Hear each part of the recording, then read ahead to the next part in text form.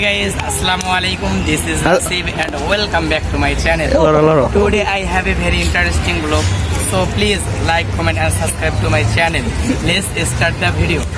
তো গাইজ আমরা চলে আসছি রমনা পার্কে। দেখতেই পারতেছেন রমনা পার্ক। আমরা আবারও দেখাইতেছি।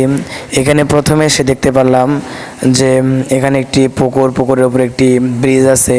সে ব্রিজের উপর মানুষ দেখতে পারতেছেন অনেকগুলা। আর নিচে পানির উপরে অনেক সুন্দর সুন্দর বাচ্চাদের জন্য খেলা করার জন্য অনেক সুন্দর সুন্দর জিনিস আছে। এটা হচ্ছে বাংলাদেশ রমনা পার্ক। আমরা এখন চলে আসছি। তারপর চলে আসলাম সুন্দর একটি জায়গার মধ্যে। দেখতেই পারতেছেন অনেক সুন্দর একটি জায়গা। তো সবাই এখানে এসে ছবি তুলতেছে, তারপর আমিও একটু ছবি তুলবো। তো দেখেন অনেক সুন্দর একটি জায়গা। এই যে ফুলগুলো দেখেন, অনেক ধরনের ফুল আছে এখানে। এখানে দেখা যাইতেছে অনেক ধরনের ফুল। রমনা পার্ক অনেক সুন্দর।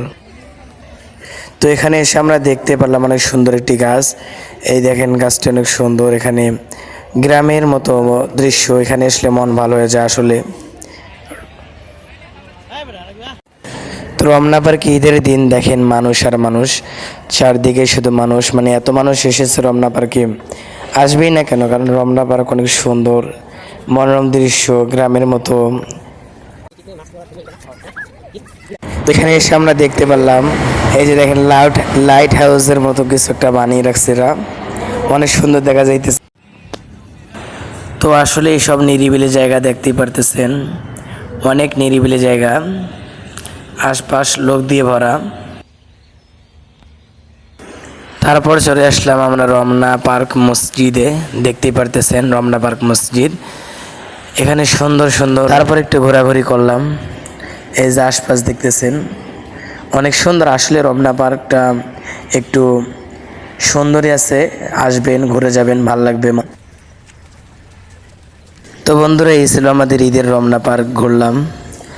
তো তোমরা ঈদে কই ঘুরছো একটু কমেন্টে বলবা, কারণ ঈদ মানে আনন্দ, ঈদ মানে খুশি, তাই তো আমরা সবাই মিলে ঈদকে ভালোবাসি। তো চলো, তো বন্ধুরা এই ছিল আমাদের রমনা পার্কের সফর। আমরা আজকে আমাদের এই ব্লগটি শেষ করছি। আমাদের ব্লগটি ভালো লাগলে লাইক, কমেন্ট অ্যান্ড চ্যানেলটিকে সাবস্ক্রাইব করবেন।